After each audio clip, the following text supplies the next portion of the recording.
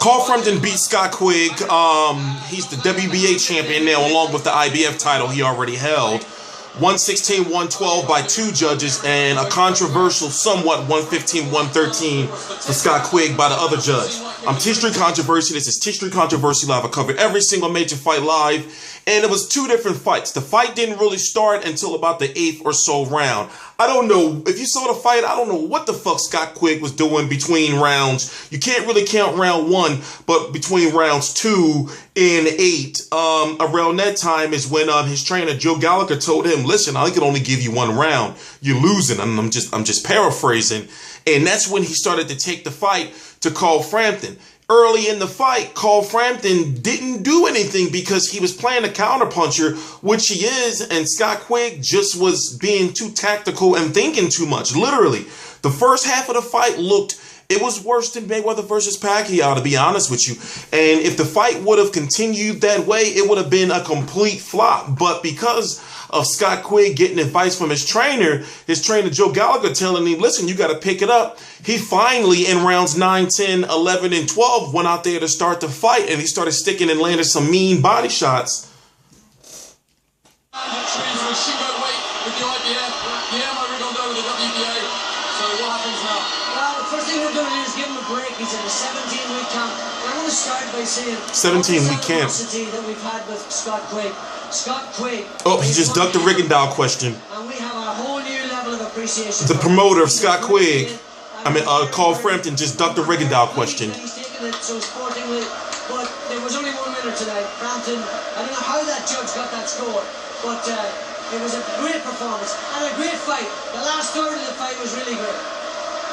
Carl, what you were able to do here between the 2 of you at a lighter weight hasn't been seen for a very long time. If Scott can get himself back into contention, could you see down the line you 2 doing it again? Of course, we have a great rivalry, and it was a good fight in the end. Maybe the first half wasn't great, but of course we can do it again. But I'll just like to dedicate. I tweeted that if Scott Quigg would have won the last round and had a good final round, then I can see them possibly having a rematch, because he did get Carl Frampton in trouble in the later rounds in a game plan in which he should have fought earlier in the fight. You know, the Scott Quigg that fought in rounds 9, 10, 11, and 12 was totally, completely, 100%, 200%, 1,000% different than the guy that started the fight. And I'm thinking, is this dickhead trying to outbox? In my mind, I'm thinking, is he trying to outbox Carl Frampton? Is he really believing what he said on the gloves are off and behind the ropes, that he's the better overall boxer? Because it looked like it. Now, when it comes to Carl Frampton at 122 pounds, he just doesn't look comfortable. In this performance, you can't really rate this performance as a great performance because of the first half of the fight. Scott Quigg, with his game plan, wasn't allowing, Carl Frampton to get, clean shots. He was thinking too much. And I'm thinking if Carl Frampton would have threw the uppercut earlier in the fight during the times when Scott Quigg wasn't throwing any punches and being more of a defensive fighter, maybe the fight would have had a better look to it. But Carl Frampton, even though he got the win, he didn't look good, because during those final rounds, Scott Quigg started beating his ass. By the way, I'm T-Street Controversy. This is T-Street Controversy Live. I cover every single major fight live, whether it's international or domestic. Follow me on Twitter. The link to my Twitter is right below in the description box, T-Street Live. And between both of the guys I saw tonight, Scott Quigg or Carl Frampton, they don't beat Guillermo Rigondeaux. Now we have to think, where does Scott Quigg go from here? Does he go back to fighting on Kell Brook and Anthony Joshua undercards against super low-level competition? Or does he go out there and remain active and start fighting bigger name guys, or guys just a level or along the same level as Carl Frampton? Because at this point in time, I don't see anybody that he can really beat at 122 pounds. You know what? He could give Nonito Donaire a good fight. But, okay, put it this way. The Scott Quigg that showed up in the first half of the fight, he will lose to all the big names. The Scott Quigg that showed up in the second half of the fight will have a better chance of providing competitive fights and making money. But the fight, in my opinion... What was the game plan, and did you feel that Scott was carrying it out? Did you feel that you were winning the fight? Yeah, after 4 rounds, you had a level.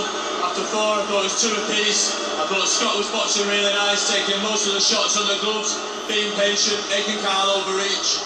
And then I was getting feedback like, nah, Sky, you've got your this down, that down. I'm like, how? We're not getting hit clean here, we're touching gloves. So we changed strategy and thought, right, we'll have to go and make a fight of it and put pressure on him. And that's what we did do. But I didn't think it was as big as 116, 112. Like I said to you, I thought Scott was patient early on.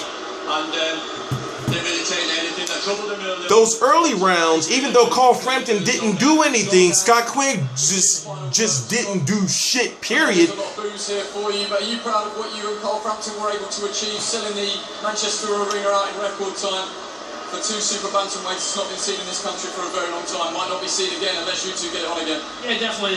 It was the second fastest, biggest selling. No rematch. No rematch. Now Carl Frampton has no choice, you know, in the fans' eyes, but to either move up to 126 pounds and fight Leo Santa Cruz, which is an option for him, or, you know, or fight Guillermo Rigondeaux. And in my opinion, I'm thinking they're going to stay away from Guillermo Rigondeaux and move to 126 pounds. And the reason they're going to say is because, you know, he just can't make the weight anymore. And then when he moves to 26, he'll say, you know, I'm much more comfortable and I'm much more powerful. And as I said, when it comes to Scott Quigg, it's looking like he's going to go back to fighting on Kell Brook and Anthony Joshua, you know, undercards as the co-feature. But, you know, like I said, the first half of the fight was boring, you know, boring and shit. And I'm thinking this is Mayweather Pacquiao all over again, you know.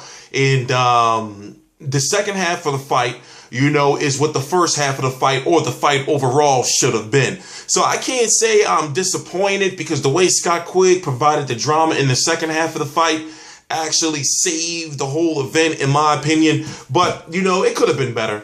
It could have been better. I'm T Street Controversy. This is T Street Controversy Live. I cover every single major fight live. Please subscribe.